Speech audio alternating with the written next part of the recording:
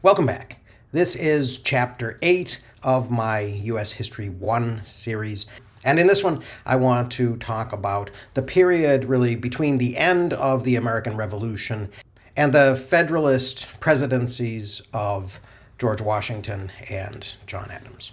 So, to begin, the hereditary monarchy that American colonists had had under Great Britain rested on the idea that instead of all people having equal natural rights, a particular person had many more rights than everybody else, perhaps through some type of divine selection.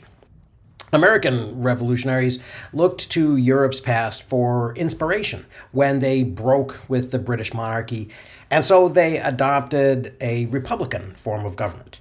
The Dutch Republic had turned the Netherlands into a trade empire after independence from Spain, and even farther back in European history, the Romans had thrown off monarchy and had created a republic, which had lasted almost 500 years, in which the citizens selected the leaders who would represent them.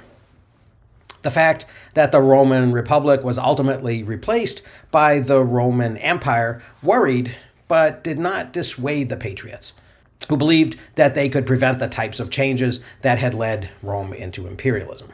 While many people now assume that the United States was founded as a democracy, republicanism offered an alternative to monarchy, but also to a system where the majority of citizens had the power to make decisions binding upon the whole. To many wealthy landowners, merchants, and planters, democracy did not seem to be a good replacement for monarchy. Conservative Whigs opposed democracy, which they equated with anarchy and mob rule. James Madison said, "Democracies have ever been spectacles of turbulence and contention, have ever been found incompatible with personal security or the rights of property, and have in general been as short in their lives as they have been violent in their deaths." Most of the founders share this perspective and worked really hard to keep democratic tendencies in check. They worried that majority rule could easily overpower minority rights, and they feared a hostile and envious majority that might seize and redistribute their wealth. Conservative Whigs believed in government by a patrician class composed of a small number of privileged families. Some slightly more radical Whigs favored broadening popular participation in political life and pushed for a bit more democracy. No one, however, wanted to include women or enslaved Africans or Native Americans in the political class of the new nation. The great debate after independence was won really centered on the question of who should rule in the new American Republic, and really for whom had the war been fought. According to the founders' political theory, a republic required its citizens to cultivate virtuous behavior. If the people became corrupt, the republic would fall. Whether republicanism would succeed or fail in the new United States depended a lot on civic virtue and on an educated citizenry.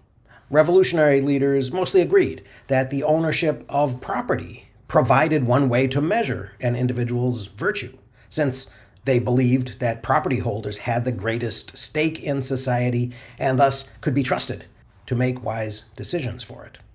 Unlike a democracy in which masses of non-property holders could vote, a republic could limit political rights to property holders. During colonial times, wealthy planters and merchants in America had looked to the British ruling class, whose social order demanded deference from those of lower rank as a model for behavior. Old habits of social hierarchy died hard, even in a revolutionary society that had proclaimed all men are created equal.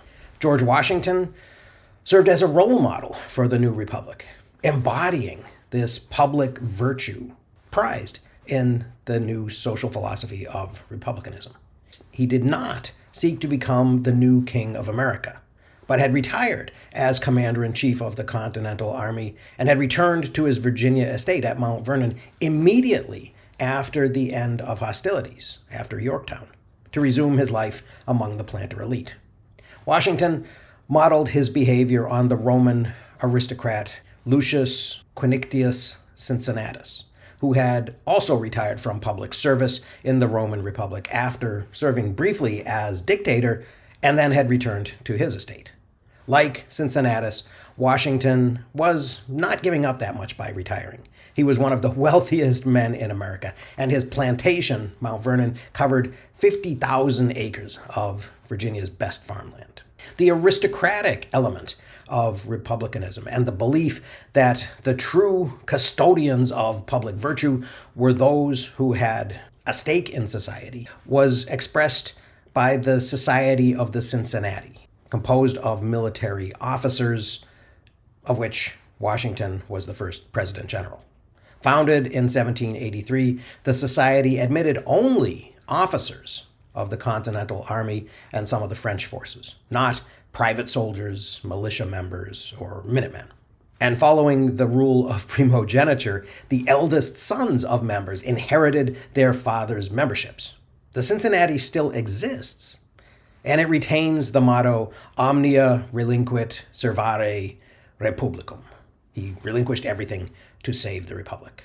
In 18th century America, as in Great Britain, the legal status of married women was described as coverture, meaning a married woman, or a femme covert, had no legal or economic status independent of her husband.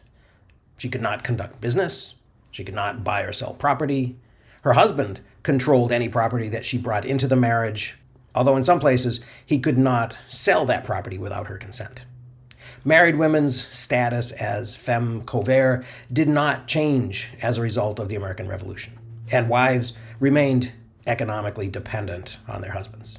The women of the newly independent nation did not ask for the right to vote, but the fact that they had no official role in politics didn't necessarily mean that they had no influence.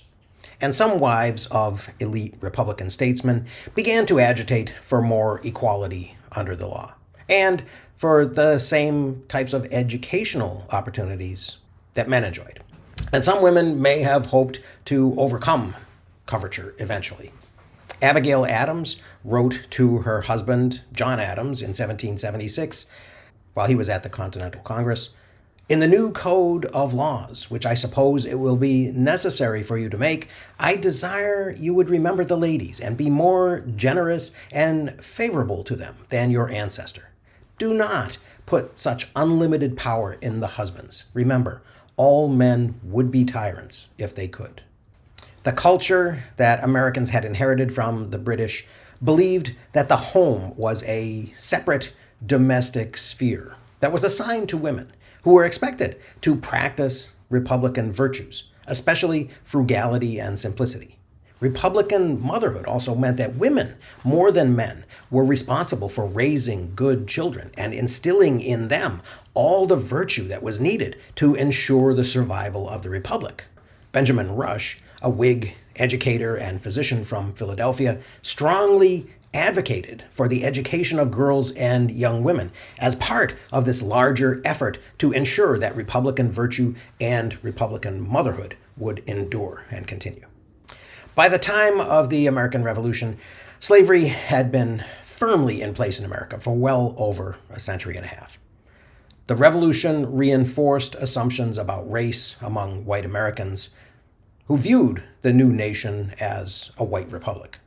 Racial hatred of blacks increased during the Revolution because many enslaved people fled for freedom offered by the British through Dunmore's proclamation. The same resentment applied to Indians, who had also allied themselves with the British. But slavery was really the most glaring contradiction between the ideal of equality that was expressed in the Declaration of Independence and the reality of the late 18th century. White slaveholders took women as mistresses, often unwillingly, as, for example, most historians now agree, especially since DNA evidence has proven that Thomas Jefferson did this with one of his slaves, Sally Hemings.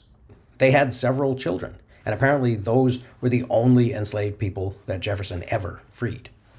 Thomas Jefferson fully understood the contradictions between the ideals that he had expressed in the Declaration and the realities of life at Monticello. In his Notes on the State of Virginia, which he wrote in 1781 and 82, Jefferson urged the end of slavery in Virginia, and along with it, the removal of all black people from the state. He wrote, "It will probably be asked, why not retain and incorporate the blacks from the state, and thus save the expense of supplying by importation of white settlers the vacancies they will leave?" And he answered by saying, "Deep-rooted prejudices entertained by whites, 10,000 recollections by the blacks of the injuries they have sustained, new provocations, the real distinctions which nature has made, and many other circumstances will divide us into parties and produce convulsions which will probably never end, but in the extermination of the one or the other race." Southern planters probably agreed that blacks and whites could never live as peaceful equals, but they also strongly objected to Jefferson's views about abolishing slavery and removing black people from America. And while slavery existed in all the colonies that had become new states, in some, the ideals of the Revolution began to generate movement toward the abolition of slavery. Slaveholders in Virginia even freed about 10,000 enslaved people in private manumissions after the Revolution. Dr. Benjamin Rush and other Philadelphia Quakers formed what became the Pennsylvania Abolition Society in 1775. New Yorkers formed the New York Manumission Society in 1785 to educate black children and to protect free blacks from being kidnapped. Slavery persisted in the North, however. Over 36,000 slaves remained in the North, with the highest concentrations in New Jersey and New York.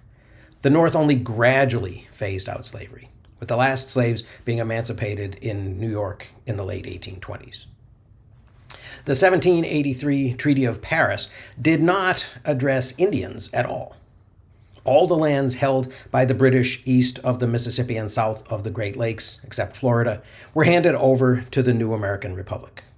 Although the treaty remained silent on the issue, much of that territory that was now included within the boundaries of the United States had only been claimed by the British and remained firmly under the control of native peoples.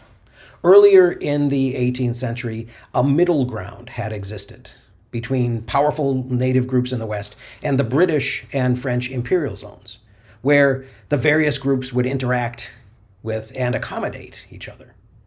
As had happened in the French and Indian War and Pontiac's War, the American Revolution had turned that middle ground into a battle zone. During the Revolution, many Indians had tried to remain neutral. Some native groups, such as the Delaware or Lenape and the Iroquois Confederacy, split into factions. The Mohawk, Cayuga, Onondaga, and Seneca fought on the British side, while the Oneida and the Tuscarora supported the revolutionaries. Ohio River Valley tribes, such as the Shawnee, the Miami, and the Mungo, that had been fighting for years against colonial expansion, also supported the British.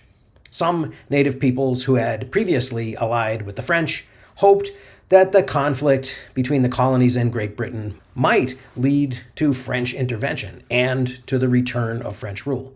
Few Indians sided with the American revolutionaries because almost all revolutionaries in the middle ground viewed them as an enemy that needed to be destroyed. American racial hatred toward native peoples was shown in the massacre of 96 Christian Delawares in 1782.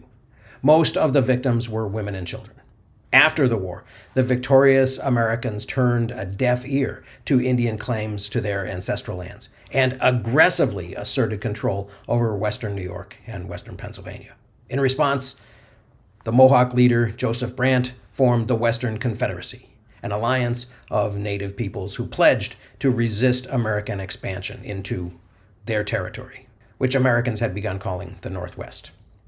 The Northwest Indian War from 1785 to 1795 ended with the defeat of the Indians and of their claims under the Treaty of Greenville in 1795, in which the United States gained control over the entire Northwest Territory. After the Revolution, several colonies with official tax-supported churches began to question the validity of state-authorized religion and the practice of limiting office holding to men of a particular denomination, and also to the payment by everybody of mandatory taxes to support a set of chosen or established churches. In Virginia, the established colonial religion had been the Church of England, which did not tolerate Catholics or Baptists or really followers of any other faiths. In 1786, Virginia's lawmakers approved the Virginia Statute for Religious Freedom, which was written by Thomas Jefferson, which ended the Anglican Church's privileged status and allowed for religious liberty. Under the statute, no one could be forced to attend or forced to support a specific church, or be prosecuted for his or her beliefs. And although it was given little attention right at first, and only became important in later decades, no one could be prosecuted for disbelief. Pennsylvania's original constitution had limited office holders in the state legislature to people who had professed a belief in both the Old and the New Testaments, which had prohibited Jews from holding office. In 1790, Pennsylvania removed this qualification from its constitution. The New England states were much slower to embrace freedom of religion. In the former Puritan colonies, the Congregational Church remained the denomination of most of the inhabitants. Massachusetts and Connecticut and New Hampshire all required public support of churches, which included both regular attendance and paying the Congregational Church tax, which was enforced even if residents were members of another denomination.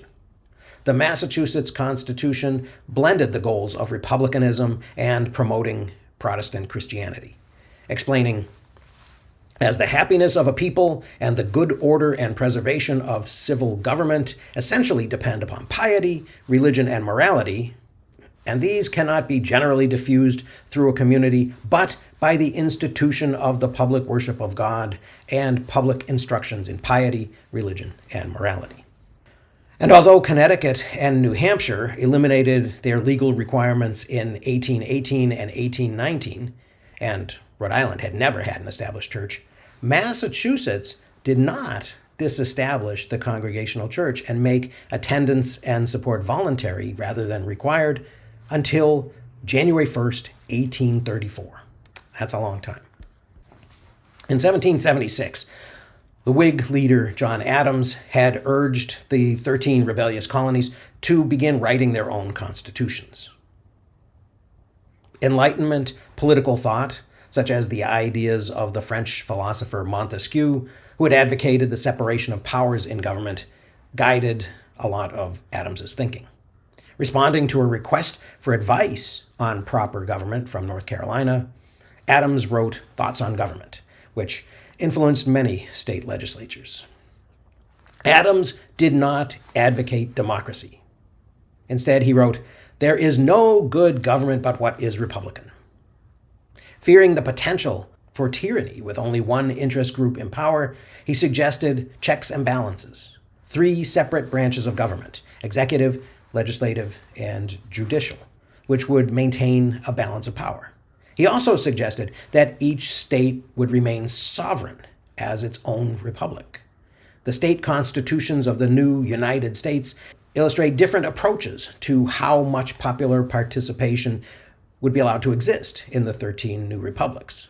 Some states embraced some democratic practices, while others adopted far more aristocratic and republican ones.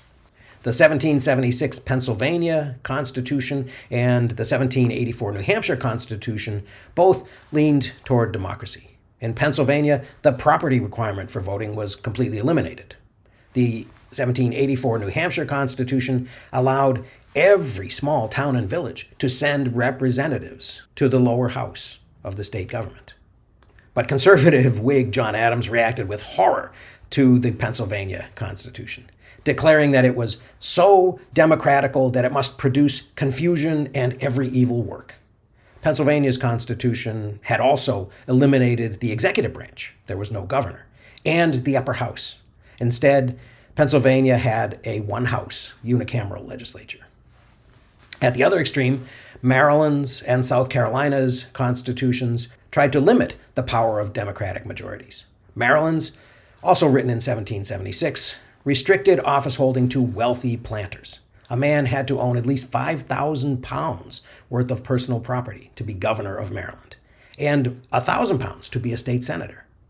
This excluded over 90% of the white males in Maryland from public office. The 1778 South Carolina Constitution also protected the interest of the wealthy. Governors and lieutenant governors of the state had to have, quote, a settled plantation or freehold of the value of at least 10,000 pounds currency clear of debt. South Carolina state senators had to have estates worth at least 2,000 pounds. Putting his money where his mouth was, John Adams personally wrote most of the 1780 Massachusetts Constitution, and it reflected his fear of too much democracy. Adams created two legislative chambers, an upper and a lower house, and a strong governor with broad veto powers. In addition to allowing only wealthy men to hold office, Adams limited voting to men worth at least 60 pounds. And then to further check democracy, judges would be appointed, not elected. And the state capital would be set in the population and commercial center of Boston, which would make it very difficult for farmers from the western part of the state to attend legislative sessions. Although the states had united, most people of the Revolutionary generation felt their greatest loyalty to their individual states. The founders feared a strong national government, and it took them some time to adopt the Articles of Confederation. Reaching agreement on the Articles was exacerbated because members of the Continental Congress argued over Western land claims. Connecticut, for example, claimed that its colonial charter granted the state western lands in Pennsylvania and the Ohio Territory. And Virginia's 1609 charter extended past the Appalachians and maybe even all the way to the Pacific Ocean. So all of these different state claims had to be reconciled. Members of the Continental Congress also debated how to pay the expenses of the new nation and the debts that they had incurred during the Revolution. In lieu of creating a strong federal government, the Articles of Confederation had created a league of friendship between the states. Congress drafted the Articles in 1777, but did not officially approve them until 1781. And this delay illustrates the difficulty of getting the 13 states to agree. The Articles of Confederation continued a unicameral legislature that was basically just a continuation of the Continental Congress.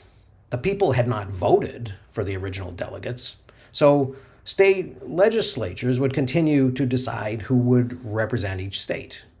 The National Congress was composed of state delegations, but each just had a single vote.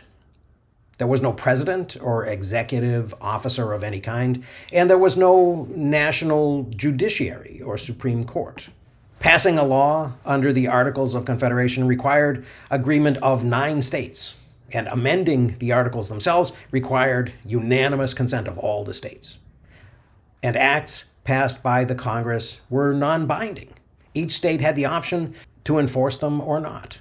Finally, while the Congress theoretically had power over Indian affairs and over foreign policy, individual states once again could choose whether or not to comply. Congress also did not have the power to tax citizens of the United States. And this had serious consequences for the Republic. During the Revolutionary War, the Continental Congress had sent requisitions for funds to the individual states, which had failed to provide even half of the money requested. And this led to a national debt in the tens of millions by 1784. Nationalists, who called for a stronger federal government, proposed a 5% tariff in an amendment to the Articles that would have produced enough revenue to clear the debt. But because it was an amendment, the vote had to be unanimous, and Rhode Island vetoed the proposal. Plans for a national bank amendment also failed to win unanimous support. Without revenue, the Congress could not repay American creditors. Establishing workable foreign and commercial policies under the Articles of Confederation was also very difficult.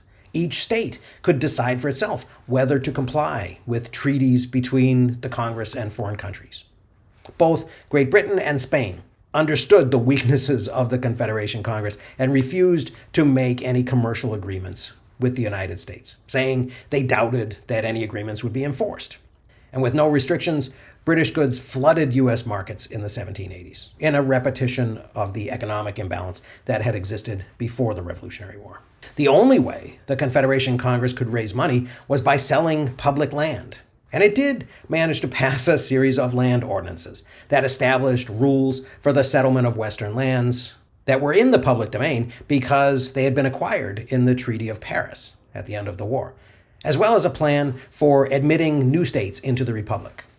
Congress created the Mississippi and the Southwest Territories and ruled that slavery would be permitted there.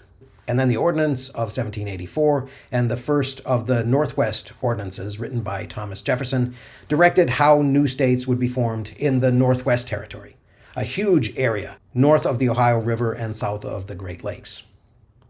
Instead of being colonies, these territories would be put on a path to statehood equal with the original 13 United States when they reached populations of 60,000 and wrote a Republican Constitution. However, to encourage small farms and manufacturing, states in the Northwest Territory would remain free of slavery. The Ordinance of 1785 specified the surveying and the division of this land into rectangular plots to prepare for its sale.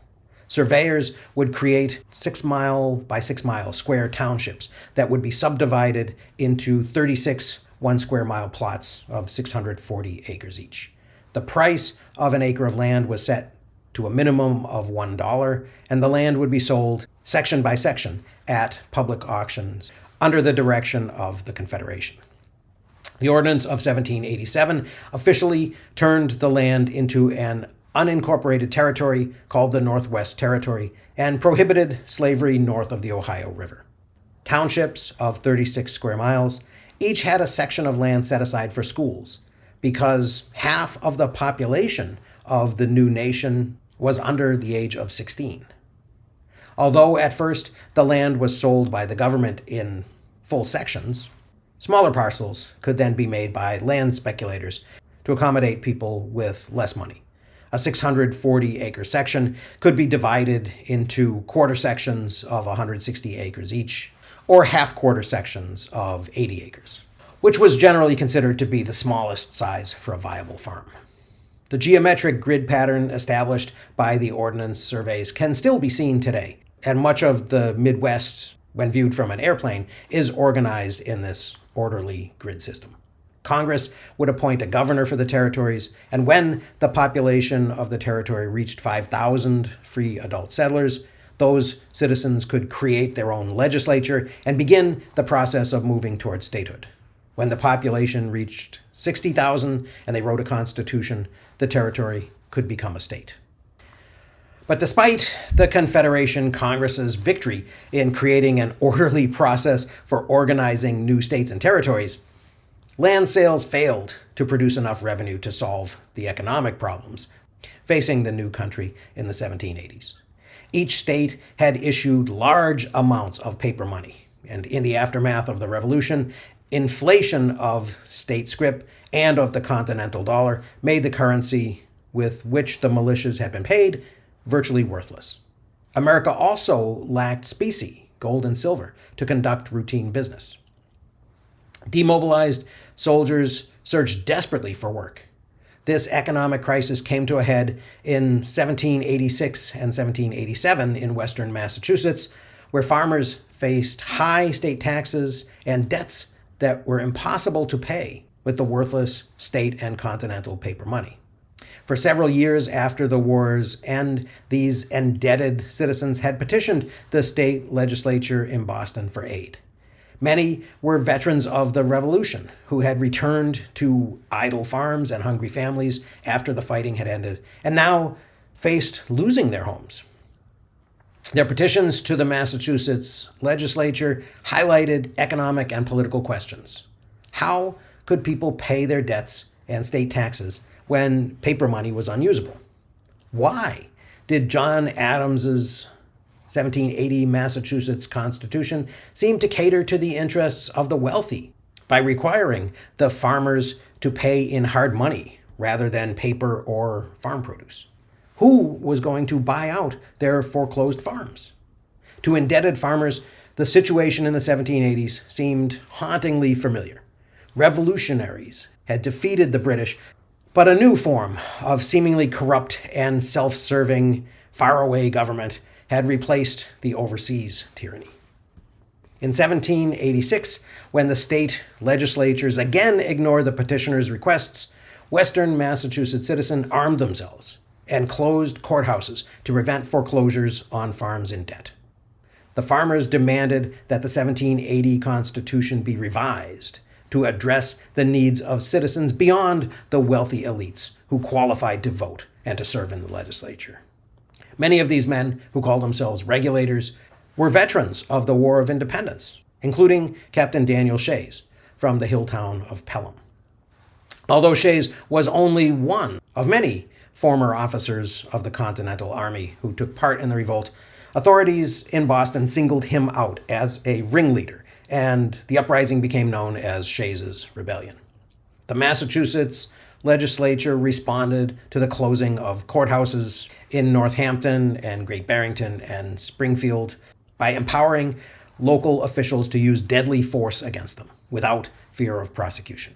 When the rebellion continued despite Boston's threats, Governor James Bowdoin raised a private army of 4,400 men, funded by wealthy Boston merchants, without the approval of the legislature. In January 1787, the regulators tried to seize the federal armory in Springfield, Massachusetts.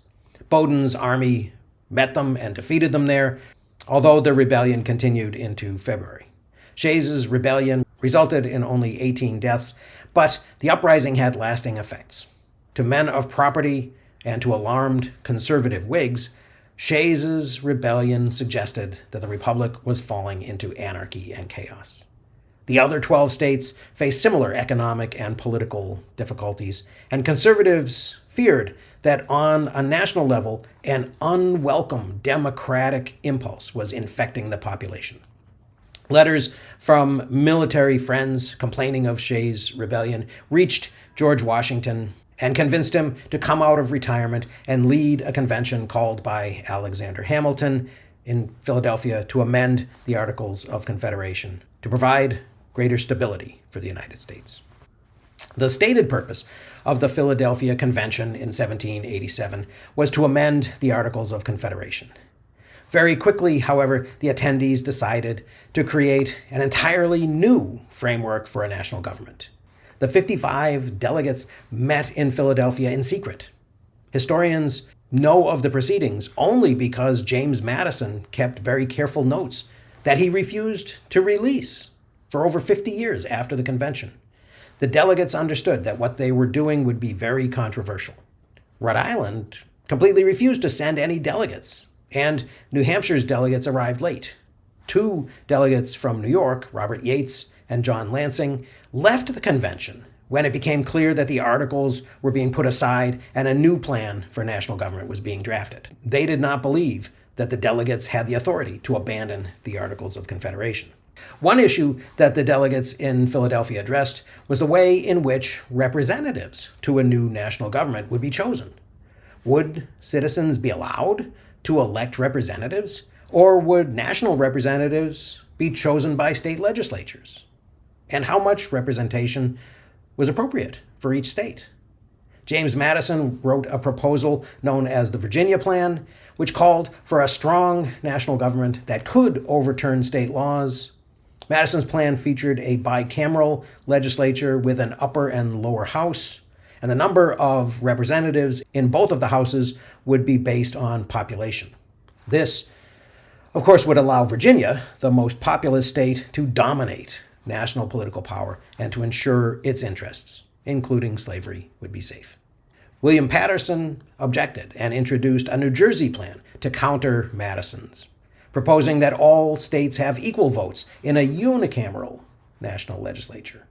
He also addressed the economy by calling for the Congress to have power to regulate commerce, to raise revenue through taxes on imports and through postage, and to enforce congressional requisitions from the states.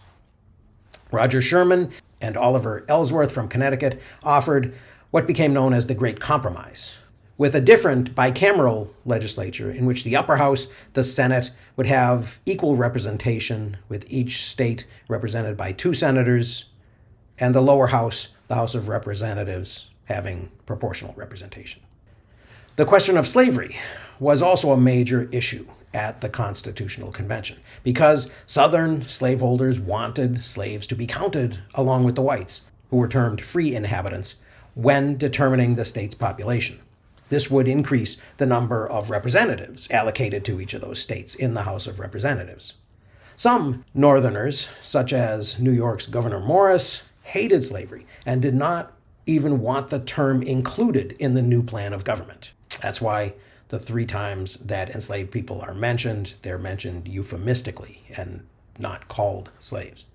The issue of counting for purposes of representation connected directly to the question of taxation. Beginning in 1775, the amount that each state had been assessed to support the Revolutionary War by the Second Continental Congress had been determined by the state's total population, including both free and enslaved people. States had fallen far short of delivering the money requested by Congress under that plan. So in April 1783, the Confederation Congress had amended the earlier request by counting slaves only as 3/5 of the white population. In this way, the slaveholders gained a significant tax break, which the Confederation Congress hoped it would actually be able to collect. The delegates in Philadelphia just adopted this same 3/5 formula in the summer of 1787. Northerners agreed to this compromise because the Northwest Ordinance of 1787 had banned slavery in the future states of the Northwest. So Northern delegates felt that this ban balanced the political power between states with many slaves and those without. And again, a reminder, although Northern states had many fewer slaves, all states had some slavery, and it was legal everywhere, except in the Northwest Territory. The 3/5 compromise gave an advantage to slaveholders, but over time, Northerners hoped that the growing population of the Northwest Territory would shift the balance of power. The draft of the Constitution was finished in September 1787, and because Rhode Island had boycotted the convention and there was no expectation of getting a unanimous vote, the delegates agreed that when 9 of the 13 states had approved the plan, then the new government would go into effect. And even outside of Rhode Island, American public opinion was deeply divided, with most people initially opposed to the new plan, which had been written in secret by a committee that had not even been convened for that purpose. Federalist supporters of the 1787 Constitution began a public relations campaign, making the case that a centralized republic provided the best hope for the nation's survival. Those who opposed it, who became branded anti-federalists, argued that the Constitution would consolidate all power in a national government and would rob the states of the authority to make their own decisions. Anti-federalists further argued that wealthy aristocrats would run the new national government, and that this political elite would not represent ordinary citizens. A rich oligarchy would monopolize power and use the government to pass laws that benefited their class interests. Anti-federalists also argued that after the experience of the Revolution and the difficulties of the Confederacy, the Constitution must contain a Bill of Rights. The Federalists, particularly John Jay, Alexander Hamilton, and James Madison, made their case to the public in a famous series of 85 essays, now known as the Federalist Papers, first published in New York newspapers and subsequently republished everywhere in the United States. Including all the state ratifying conventions around the country, a total of about 2,000 state delegates ultimately voted on whether to adopt the new Constitution. They represented the decisions of state citizens who had met and debated the document in their home communities. Many of these town meetings had given tentative approvals and sent lists of items that they wanted changed or amendments that they wanted added. Much of the time, these suggestions were put aside, and their provisional yes votes were entered as unqualified approval. In the end, the Constitution only narrowly won ratification. In New York, the delegate vote was 30 in favor to 27 opposed. In Massachusetts, the vote to approve was 187 to 168. And some critics claimed that supporters of ratification had resorted to bribes in order to ensure the Constitution's approval. Virginia ratified by a vote of 89 to 79.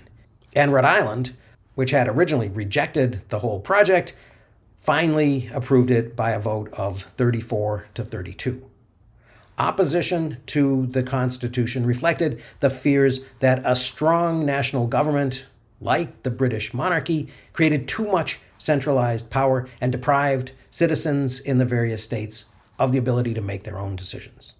In June 1788, New Hampshire became the 9th state to ratify the Constitution, and elections for the first U.S. Congress began.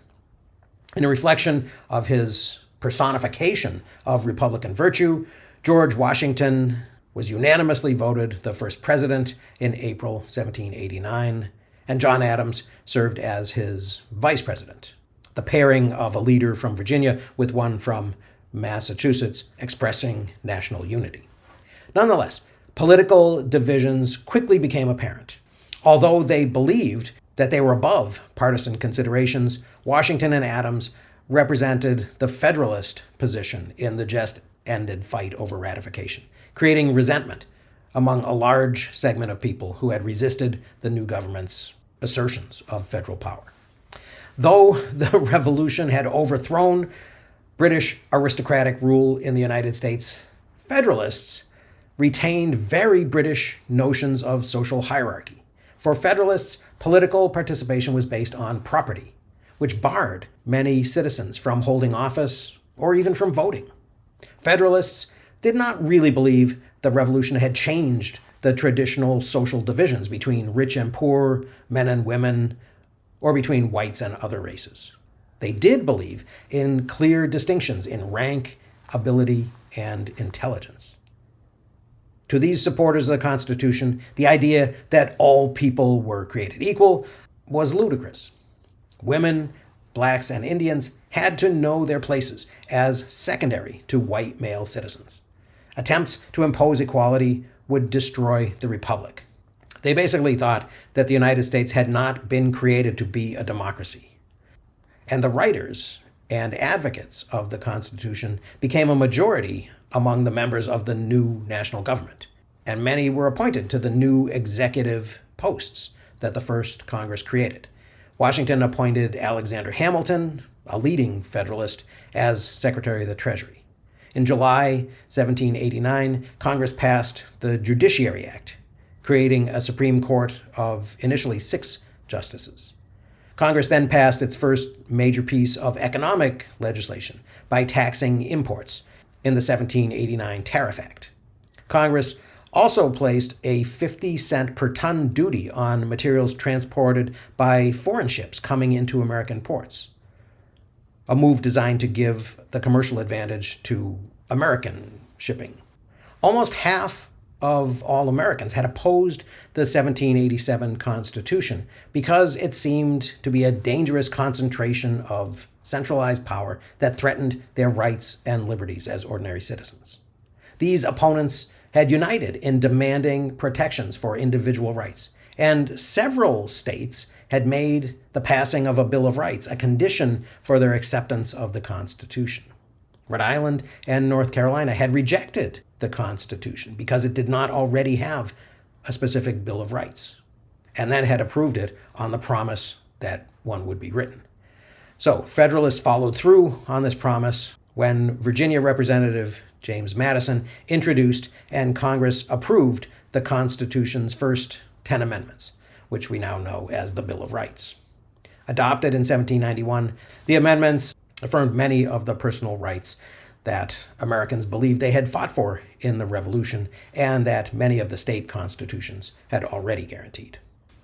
Alexander Hamilton, Washington's Secretary of the Treasury, believed a strong federal government could solve many of the country's financial problems. In 1789, the U.S. federal debt remained over $53 million. The states had an additional combined debt of around $25 million, and America was considered a bad credit risk by European countries. Hamilton wrote 3 reports offering solutions to the economic crisis. The first addressed public credit, the second addressed banking, and the third addressed manufacturers and raising revenue. Hamilton's report on public credit recommended that the new federal government honor all its debts, including all the paper money issued by the Continental Congress and the states during the war, at face value. Hamilton wanted wealthy American creditors who held large amounts of this paper money to be invested, literally, in the new national government. Hamilton also proposed that the federal government sell bonds to the public that would yield interest payments. Creditors could exchange their old notes for the new government bonds. Hamilton proposed, quote, doing justice to the creditors of the nation. But the majority of both the Continental and the Confederation and the state notes had found their way into the hands of speculators who had bought them from desperate veterans in the 1780s at a fraction of their face value, often pennies on the dollar. Because these speculators held so much of this paper, many in Congress objected that Hamilton's plan would benefit the speculators at the expense of the original holders. One of those who opposed Hamilton's 1790 report was James Madison, who questioned the fairness of a plan that seemed to cheat poor soldiers. States with large debts, like South Carolina, supported Hamilton's plan, while states with less debt, like North Carolina, did not. Hamilton worked out a compromise with Virginians, Madison, and Jefferson, where in return for their support, he would give up New York City as the nation's capital and agree to a more southern location, which they preferred. In July 1790, a site along the Potomac River was selected, which became the District of Columbia. Hamilton's plan to convert notes to bonds worked extremely well to restore European confidence in the U.S. economy. It also did enrich speculators who had bought up state and Confederation notes at far less than their face values. And it renewed the controversy about the size and scope of government. Some saw this plan as an unjust use of federal power, and their objections increased when Hamilton proposed a Bank of the United States, modeled on the Bank of England. Jefferson, in particular, argued that the Constitution did not endorse a national bank. Hamilton invoked what he called the Constitution's implied powers. President Washington backed Hamilton's position and signed legislation that created a national bank in 1791. Finally, Hamilton decided to tax American-made whiskey, and in 1791, Congress authorized a tax of 7.5 cents per gallon of whiskey and rum. Although many citizens paid what they considered a sin tax on the unneeded luxury, trouble erupted in 4 western Pennsylvania counties in an uprising known as the Whiskey Rebellion. Farmers in the western counties of Pennsylvania produced whiskey from their grain for mostly economic reasons. Without adequate roads to transport the bulky grain harvest over the Appalachian Mountains to markets, frontier farms distilled their grains into less bulky spirits that were cheaper to transport because they had a higher value at a lower mass. Since these farmers depended on selling whiskey for the cash that they used to buy goods they couldn't produce on their farms, as well as to pay their taxes, many citizens in western Pennsylvania viewed the whiskey tax as just more proof that the new Federalist government favored wealthy commercial classes on the coasts at the expense of poorer farmers in the West. Supporters of the tax argued that it helped to stabilize the economy and that its cost could easily be passed on to consumers by raising the prices, and in the end wouldn't be paid by the farmer or distiller. But farmers said the tax collectors were still trying to take money out of their pockets, and there was no guarantee that they would be able to sell the whiskey at higher prices. In 1794, angry citizens rebelled against the federal officials enforcing the new law. Like the Sons of Liberty before the American Revolution, and like the Massachusetts regulators of Shays' Rebellion, the whiskey rebels used violence to protest policies they saw as unfair. They tarred and feathered federal officials intercepted the federal mail, and intimidated wealthy citizens.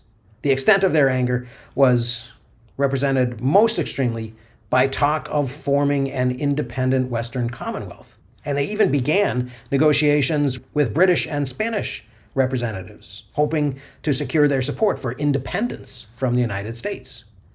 The rebels also contacted their backcountry neighbors in Kentucky and in South Carolina, circulating this idea of secession. George Washington led a force of 13,000 men against the regulators, the only time a U.S. president has ever led an army in the field, and the only time a commander-in-chief has ever taken the field against U.S. citizens. Thomas Jefferson, who had returned to the United States in 1790 after serving as a diplomat in France, tried unsuccessfully to convince Washington to block the creation of a national bank. He also disliked the favoritism that he believed was being given to the commercial classes in American cities. Jefferson thought that urban life widened the gap between the wealthy few and the many poor workers who, because of their dependent condition and because they didn't own land, could never be good Republican citizens. Rural life, Jefferson thought, offered more opportunities for property ownership and for Republican virtue. Jefferson believed that self-sufficient yeoman farmers were the key to the success and the longevity of the American Republic. To him, Hamilton's program seemed to encourage economic inequality. Jefferson asked his friend Philip Freneau to publish the National Gazette as a counter to the Federalist Papers. Rules for changing a republic into a monarchy is an example of the type of attack Freneau aimed at the elitism of the Federalist Party. Newspapers in the 1790s became enormously important in American culture as partisans attempted to sway public opinion. These newspapers did not aim to be objective or truthful. Instead, they broadcasted the views of a particular party. Opposition to the Federalists led to the formation of democratic Republican societies that championed limited government. While wealthy merchants and planters formed the core of the Federalist leadership, members of the societies in cities like Philadelphia and New York City were artisans and smaller merchants. These citizens saw themselves as acting in the spirit of 1776, in a battle to preserve republicanism and promote the public good against private self-interest. In their strident newspaper attacks, they also worked to undermine traditional forms of deference and subordination to aristocrats, in this case, to the Federalist elites. And some members of the Northern Democratic Republican clubs began to denounce slavery as well. The French Revolution, which began in 1789, further split American thinkers into different ideological camps and deepened the political divide between the Federalists and the Democratic Republicans. At first, in 1789 and 1790, the revolution in France appeared to be a new rejection of corrupt monarchy inspired by the American Revolution. A constitutional monarchy replaced the absolute monarchy of Louis XVI in 1791, and in 1792, France was declared a republic. Republican liberty seemed to be ushering in a new era in France. Thomas Paine, who had been living in London when the revolution began, wrote a defense of the French in The Rights of Man, which once again attacked monarchy and supported progressive taxes and social programs to alleviate the poverty of the masses. The First French Republic made Paine an honorary citizen and invited him to join the National Convention, as well as a 9-member constitutional committee tasked with writing a new basis for the Republican government. 1793 and 1794 challenged the optimistic interpretation of the French Revolution as a new chapter in an expanding triumph of Republican government over monarchy. The French king and queen were executed in January 1793, beginning the Reign of Terror, a period of extreme violence against imagined enemies of the new French government. Jacobin revolutionaries, following Maximilien Robespierre, advocated direct representative democracy, which many Americans saw as mob rule. They dismantled Catholicism, they renamed the months of the year, and they used the guillotine against their enemies. when Thomas Paine protested the execution of King Louis XVI and Marie Antoinette, the Jacobins declared him an enemy of the state and sentenced him to death. Paine spent 7 months in prison awaiting his sentence and was only freed in late July 1794 when Robespierre was overthrown and himself went to the guillotine. Federalists viewed these excesses with growing alarm, fearing that the radicalism of the French Revolution might infect the minds of citizens at home. Many Federalists believed that an international conspiracy called the Illuminati was trying to overthrow the U.S. government and establish an American reign of terror. Democratic Republicans initially interpreted the events in France with great optimism, seeing them as a necessary evil of eliminating the privileges of a hereditary class of rulers. The controversy in the United States intensified when France declared war on Great Britain and Holland in February 1793. The French requested a large payment of the money that the Continental Congress had borrowed from France during the Revolutionary War. Americans worried that Great Britain would judge any aid given to France as a hostile act. Washington declared the United States neutral in 1793, but Democratic Republican groups denounced neutrality and declared their support for the French Republicans. The Federalists used the violence of the French revolutionaries as a reason to attack democratic republicanism in the U.S., arguing that Jefferson and Madison would lead the country down a similarly disastrous path toward mob rule and anarchy.